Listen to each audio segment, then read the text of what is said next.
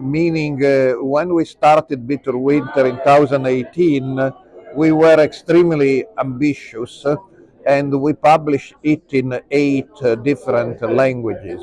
But in 2020, because of several factors, one being COVID, but another being the very national security law in Hong Kong, which made people in Hong Kong wanting to donate to Bitter Winter becoming more reluctant to donate to Bitter Winter.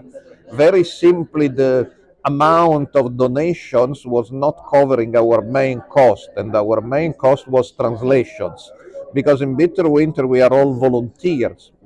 Those who write articles are not paid for this, but the translators were paid, and so the cost of the translation was enormous.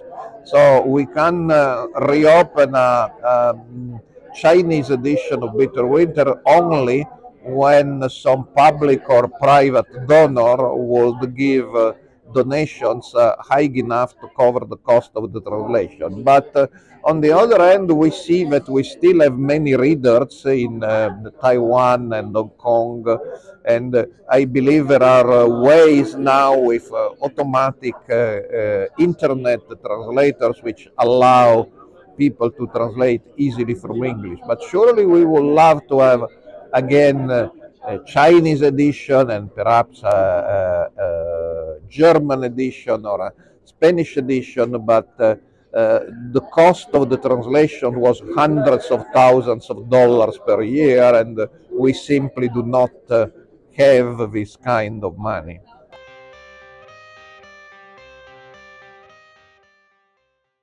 The press freedom is fragile in Hong Kong. As you know, the dissident journalist and owner of newspaper have been put in jail or incriminated. So of course, Hong Kong is still in a way a situation which is better than in mainland China. Falun Gong can operate. Falun Gong even won a court case against somebody who attacked them with violence. This, of course, will never happen in China, but the situation is very precarious and getting worse every month. So I'm not optimistic about the future of religious freedom and freedom of the media in Hong Kong. The Chinese have a very strong propaganda, in the internet and so on. But even in Austria, every week almost, there's a Chinese press release direct from the Chinese officials about how great China is. Of course, they pay the Austrian agencies and they make this press release. And for journalists, I just want to encourage them to criticize this. I did. My organization did. We need to work together. That's my,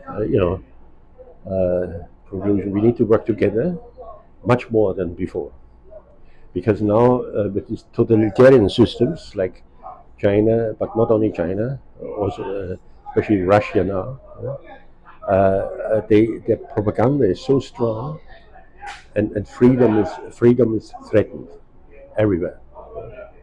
So we especially journalists who are for press freedom and religious freedom, diversity and so. We need to share information. We need to work together.